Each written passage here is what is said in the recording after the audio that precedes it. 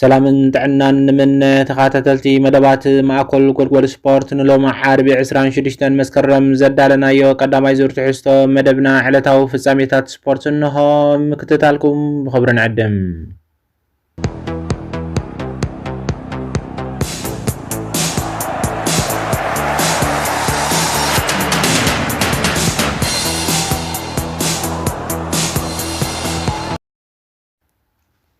اسبانياويت كلب بارسلونا تمال مشت كاب ميدا وصاي انصار ريال اوفيدو غتيما كاب دحريت مسيا عوتا مسغيبام اتي نايشات شاي سومون اب ميدا تا دحرنوي عامتا تاب تعتي تزاوتاي كلب ارسنال نبر سانتي كوازارولا نابلا ليغا اسبانيا استملست ريال اوفيدو ستانغري صوتام بارسا سلسته بحد تعويتاتلوم اتا زحلفه معالتي قندي مقنقنتا ريال مدريد عوتا مسغيبا كتوص زرايت بارسام نزنايت مال صوتا نتبي كي تخسرلو كتنقق نيروام دحري مجمار صوتا نلعلي 30 دقائق شوتو كي مسغبا دحري مخادن اب ميدا زنبرت ريال اوفيدو نلدات تعدمتا كلب بارسلونا قديما بتامراويت شوتو كفيتاتوم اتا اب مبل 33 دقيق استمزغبت شوتو حلاو لدات كلب بارسا هوان غارشام كابوتو وصيو كم تخلخلاي كوب كيبو اب ماكل ميدا بصحونا كافافالي اوفيدو البرتو رينا بعلو كعسيبوم اتي اكافافالون كماكل ميدا نتبوني زنبر لدات بارسا ريوم بزي تصقم لعلي 25 يار درحيقو زغلعا كعسو اب بيت بارسا يعرفوام بزا شوتو دمان قداماي ابرز زازيمن بمرحنة اوفيدو نم غير كدان نعرفت وزيان ابقال اي ابره كم تلمد اتا كل جزي دقفتاز صبيوا بارسا معركة كون 10 دقائق طرحي وسيل اللام نساد ما تخلخلاي اريك غارشا اب مبل 56 دقيق زغط رايام زيت راح زي كونه دحروني استات 15 دقائق صانحيتون بارسا كابتي اب 66 دقيق ناب ميدا اتيو 4 دقائق طرح استصاوت لواندوليسكي فرانك ديونغ زهابو كعسو بروسو شوتو بمزغاب مرحنة حزام صوتا كزازم كلت دقائق مسترفون نعوتا زرا قدت بارسا كاب رونالد الرهم بروسو شوتو غصيرا كاب ميدا وصاي سلست بحدة عويتا وصيام اتي اب يونايتد بوتا يبل كان استبهاله ابكرامات بلقاحنا بارسا استساغر راشفورد ابزي صوتا زمزغب بقعتون قال ادناقوتا تريفنيروم زي ات كعي بزكاتا رونالد الرهوز غبرلو اسيست اب قدما ابره حلا ولدات ريال اوفيدو ارون اسكاندل بزغر منغدي زملسن كلت فتنتا كايديوم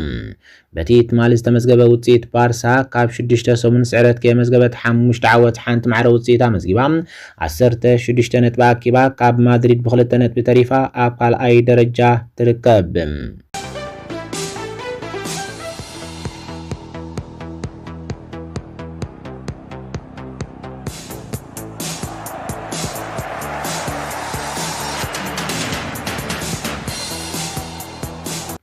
أسلطاني أرسنال ميكيل أرتيتا نئز أنصار نيكاستل أبسغماي كنفي زي كونه أما كلميدا كتساوتو تنتان كعس قرعد إنجليز جيمي ريدناب التحساسيبوم أرسنال زحلف ربع مشات أب وانجا كربا أكاب أب العلي بورتفال كلت بادو أب ستعوتو تلو قدم أسلطان أرسنال ميكيل أرتيتا نئز أبسغماي أب قدر شمونت بوتا أسلفيو تتقيم اللوم بزيكازي قدمت أنصار بورتفال زنبرت صوتا إز أب كرامات بسوسان شوعات بحموشت مليون باوند كابسا قرندحر أبسغماي كنفي ويكا كم يماناي قدر شمونت ترحيو تساويتوم صقام بوتا ماكل ميدا مالت صقام قطر شمونت ماكل ميدا مستئز اب كريستال بالاس زنبرو ترا زياده زماساسل بمخانم ابتانصار بورتفال زنبره صوتا بقعاتو بمرأي نفلم اوان مس ارسنال شوتو اوتريوم زي كم زيلون هالوك قدمت ارسنال سنبت ناب نيكاستل تقبرو مغشا ريد ناب نسكاي سبورت ابزهابو حبريتا حجون كابتوم سلسته ماكل ميدا زلو تصاوتي زحاشه كوينو يسمعن الليلوم أموداتا زحلف سومن أنصار مانشستر سيتي زغبرا أسيست رئينا يعينا علم لخاو درجة زلو سرحي سريهم أنصار بورتفال شوت تمزجيبو فلي تساوتاي سلوزغون دما زيادة ماكل ميدا كتساوت كريو يمرس إلوم بزيكازي ريدنا بني مارتين أوديغارد ديكلان رايس مارتين زيومندي قدمو بسرع قداماي تسلافي كخون زغدد ناي إز سرح مخان غليتوم ተንታኒ ኩዕሶ እግርን ናይ ቀደም ኣካፋፋሊ ክለብ ሊቨርፑልን ነበር ሬድናብ ቦታኻ ንምውሓስ ውድድር ስለዘሎ ኣጸጋሚ ኢሉ እዚ ከምዚ ኢሉ እንከሎ ኣርሰናል ኣብ ወርሒ ነሓሰ ክተምፅኦ ከላ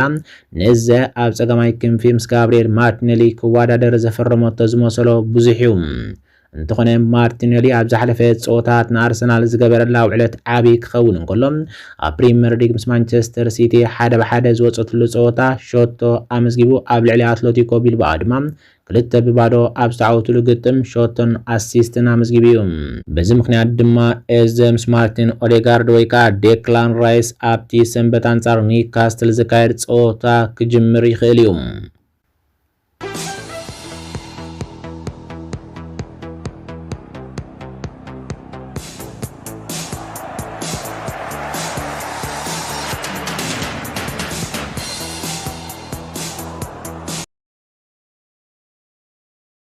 እንግሊዛዊት ክለብ ማንቸስተር ዩናይትድ ንዝመጽእ ክራማት መደብ ብምውፃእ ካሳሚሮ ካብቶም ኣብ መወዳእታ ናይ ዝዓመቶ ስፖርት ካብታ ክለብ ዝወፁ ተፃወቲ ጌራ ኣብ ዝርዝር ኣቐሚጣቶም ኣብ ናይ መወዳእታ ዓመት ውዕሉ ዘሎ ካሳሚሮ ዩናይትድ እንተወሰኸ ዓመቶ ስፖርት ንምንዋሕ ኣማራፂ እኳ እንተለዋ ብሰንኪ ዕድሚኡ ብቕዓቱ ምስተሓደ ካብቶም ዝለዓለ ኣታዊታት ዝረኸቡ ተፃወቲ ምዃኑ ተደሚሩ ክትገብሮ ተኽእሎ የብሉን ኣብ ኩንዱ ዩናይትድ ንዑ ዝትካ ኣካፋፋሊ ንምስጋር ዓብዪ ወፃኢታት ክትገብር ትፅቢት ይግበረላ ኣብዚ ከዓ ከም በዓል ካርሎስ ባሌባ ኢልዮት ኣንደርሰን ኣዳም ዋርተን ዝኣመሰሉ ተፃወቲ ላዕለዎት ዕላማታት ሩበን ኣሞሪም ተባሂሎም ዝቑፀሩ እዮም እዚ ከምዚ ኢሉ እናሃለወ ሃሪ ማጓየር ግን ክሳብ 2026 ንምጽናሕ ኣብ ክራማት ናይ ሓደ ዓመት ውዕል ምንዋሕ ከም ዘበገሰትን ሓድሽ ውዕል ክተቐርበሉ ከም ትኽእልን ጋዜጣ ዘሳን ጸብጺባ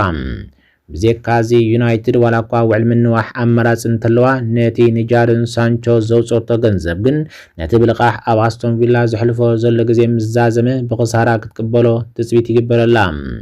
እዚ ከምዚ ኢሉ እንከሎ ታይለር ማላሽያ እውን ኣብ ወርሒ ጥሪ እንተዘይተሸይጡ ዝመጽእ ክራማት ውዕል ምስ ተወድአ ምስታ ክለብ ክፋታሕ እዩ ገዲም ሓላው ልዳት ቶም ሂተን ብወገኑ ኣብ መወዳእታ ናይ ዝዓመቶ ስፖርት ካብ ኩዕሶ እግሪ ክወፅእ ትፅቢት ይግበረሉ እቲ ቀንዲ ኣርእስቲ ግን ጃደን ሳንቾን ካሳሚሮን ካብ ማንቸስተር ዩናይትድ ብነፃ ክወፁ ትፅቢት ይግበር ከም ዘሎ ጋዜጣ ዘሚረር ሓቢራ ካሳሚሮ ኣብ ቀዳመይት ጋንታ ሩበን ኣሞሪም ስሩዕ ተፃዋታይ ኮይኑ ክቕፅል እንከሎ ማንቸስተር ዩናይትድ ኣብዚ ክራማት ገንዘብ ክትረኽቦ ተስፋ ስለ ዝነበራ ግን ካብ ስዕዲ ፕሮሊግ ተገዳስነት እንተደኣ ተራዩ ነዚ ወዲ 33 ዓመት ተፃዋታይ ኣብ ወርሒ ጥሪ ክወፅእ ክተፍቅደሉ ትኽእል እያ ብዘካዚ ማንቸስተር ዩናይትድ ጃደን ሳንቾ ምስታ ክለብ ዝነበሮ ኣዕናዊ ግዜ ከብቅዕን ነዚ ወዲ 25 ዓመት ተፃዋታይ ብ85 ሚልዮን ዩሮ ድሕሪ ምዕዳጋ ድሕሪ 5 ዓመት ብነፃ ክወፅእ ክተፍቅደሉ ምዃናን ይንገር ሃሪ ማጓየር ብወገኑ ቅድሚ ሕጂ ድሕሪ ኣዕናዊ እዋን ምሕላፉ ኣብዚ ግዜ ዝግን ኣሞሪም ወሳኒ ተፃዋታይ ምዃኑ ኣመስኪሩሎ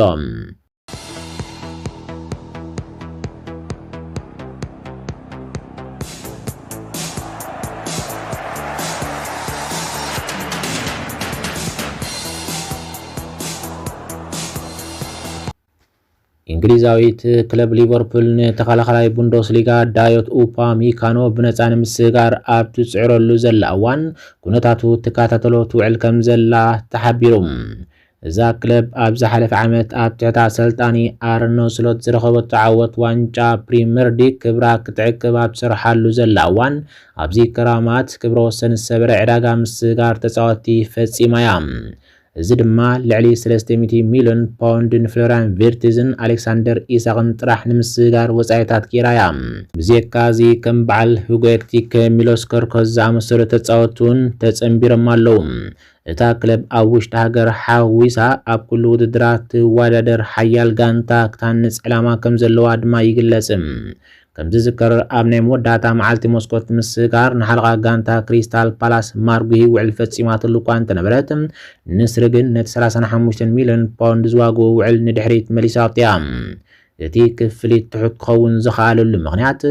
ማርጉሂ ኣብ መወዳእታ ናይ ዝዓመቶ ስፖርት ውዕሉ ዝውዳእ ብምዃኑ እዩ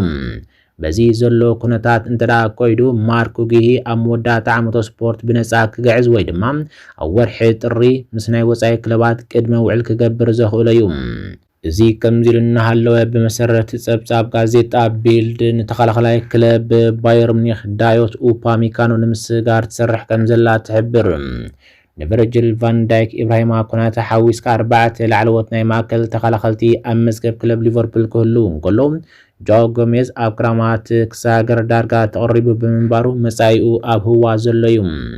በተወሳኺ ውዕል ኮናተ ኣብ ዝመጽእ ዓመት ክዛዘም ብምዃኑ ናብ ሪያል ማድሪድ ክሳገር ዝብል ብብዝሒ ይግለጽ ኣሎ። ብዘካዚ እቲ ኣብ መስኮት ምስጋር ክራማት ምስ ቀያሕቲ ዝተጸንበረ ጆቫኒ ሊዮኒ ቦጎኑ ብማህረምቲ ብርኪ ንነዊሕ እዋን ካብ ሜዳ ክርሕቕ እዩ።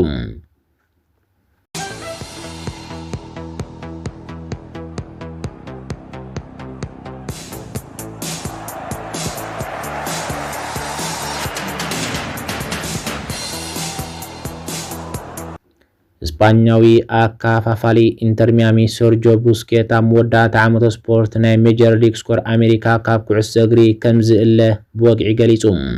እዚ እስፓኛዊ ተጻዋታይ ድሕሪ 20 ዓመታት ምስ ባርሳ ሚያሚ እስፓኛ ዝረኸቦ ተመክሮ ብዝርዝር ዝገልጽ ቪድዮ ገይሩ ኣብ ናይ ኢንስታግራም ኣካውንቱ ብምዝርጋሕ ውሳኑኡ ኣፍሊጡ። እቲ ኣካፋፋሊ ከም ፕሮፌሽናል ተጻዋታይ ኩዕሶ እግሪ መጠን ካብ ሞያይ ዝፋነወሉ ግዜ ዝበጽሐ ኮይኑ ይስምዓኒ። ነዚ ወትሩ ዝሓልሞ ዝነበርኩ ንምእማኑ ዘጸግም ዛንታ ክነስተማቕሮ ዳርጋ 20 ዓመታት ኮይኑ ኣሎ ኢሉ። ኩዕሶ እግሪ ኣብ ድንቂ ቦታታት ምስ ብሉጻት ሰባት ፍሉይ ተመክሮ ከም ህያብ ሂብኒ ክብል ቡስኬት ኣብ ኢንስታግራም ገጹ ገሊጹ። ብዘካዚ እውን ነታ ናይ ህይወተይ ክለብ ባርሳ ይቐኒየለይ ምስኣ ኣብ ኣማይ ፆታት ዝፈትዋ ማልያ ክለብስ ዝብል ዝነበረ ሕልሚ ንእስነተይ ፈጺሞዮም ብዙሕ ጽውጽዋያት ርአ ኣብ ካምፕኑ ድማ ፈጺመ ዘይርስዖ ፍሉያት ህሞታት ኣሕሊፈ ኢሉ። ንሃገራዊት ጋንታ እስፓኛ ይቐኒየለይ ዝበለ ቡስኬት ብዙሕ ግዜ ክውክላን ወትሩ ኣብ ልበይ ዝነበረ ዓወታት ከስተማቕርን ክብሪ ነይሩ ክብል ገሊጹ። እቲ ተጻዋታይ ወሲኹ ኢንተር ሚያሚ እውን ኣካል ናይታ ሓንቲ ሓዳስን እናዓበየት ትኸይድ ዘላ ክለብ ክኸውን ስለ ዘፍቀደትለይ ሓድሽ ተመክሮ ክረክብን እጃመይ ከበርክትን ስለ ዝኸኣልኩ ይቐኒየለይ ብምባል ተፋንዩ። ምስ ባርሳ 32 ዋንጫ ዘልዓለ ሰርጆ ቡስኬት ምስ እስፓኛ ዋንጫ ዓለም ዩሮን ከምኡ ድማ ኣብ ሚያሚ ዋንጫ ሊግን ዋንጫ ኮሚኒቲን ተዓዊቱ እዩ። ካብዚ ብተወሳኺ ኣብ ባርሳ ልዕሊ 700 ፀወታ ድሕሪ ምጽዋቱ ካብ ኩዕሶ እግሪ ዝፋኖ ዘሎ ሰርጆ ቡስኬት ምስታ ክለብ እውን ብዙሕ ዋንጫ ላሊጋ፣ ዋንጫ ቻምፒየንስ ሊግ ኤውሮጳ፣ ዋንጫ ኮፓ ደርለይ ኣልዒሉ እዩ። ሰርጆ ቡስኬት ኣካል ናይታ ብታሪኻዊ ጉዕዞ ትሪፕል ዓወት ዘመዝገበት ሃገራዊት ጋንታ እስፓኛ ክኸውን እንከሎ ቻምፒዮን ኤውሮጳ 2008፣ ዋንጫ ዓለም 2010፣ ቻምፒዮን ኤውሮጳ 2012 ኮይኑ እዩ። ሰርጆ ቡስኬት ኣብ ባርሳ ዝነበረ ተዘካሪ ህይወቱ ስዒቡ ኣብ 2023 ምስ ሊዮኔል ሜሲን ጆርዳን ኣልባን ናብ ኢንተር ሚያሚ ክጽምበር ወሲኑ እዩ። ኣብዚ ድማ ሰርጆ ቡስኬት ኣብ ፈለማ ዓወት ዋንጫ ሊጋ ኣብ 2023 ዋንጫ ኮሚኒቲ ፋን ኣብ 2024 ክትዕወት ዓብ ተራ ብምጽዋት ኣብ ሓደ ዓመት ስፖርት ዝበዝሐ ነጥቢ ብምእካብ ክብሮ ሰንበት ሊግ ብምምዝጋብ ኣካል ዓብ ታሪኽ ኢንተር ሚያሚ ኮይኑ እዩ።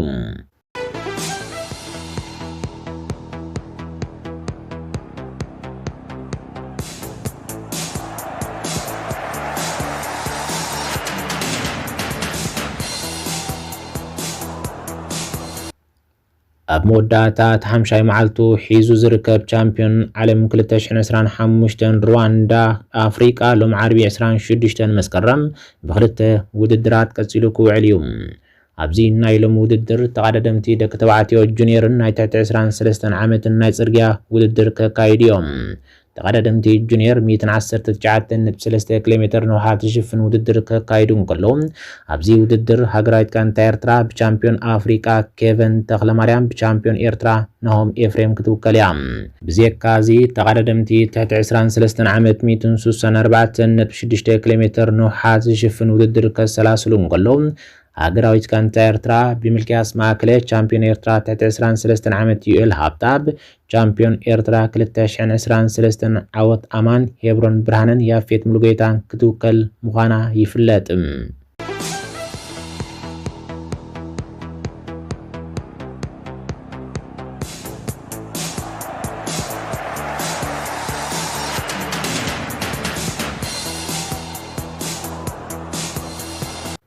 زخبركم تخاتلتي مدبات معكل قلقل سبورت نحجز بلنا مدب نزي مسل نيرو سلم كتتالكم عزينا نامسكنا وقتصال مدب خالة حستو كساب نرخب سرنا يلخلنا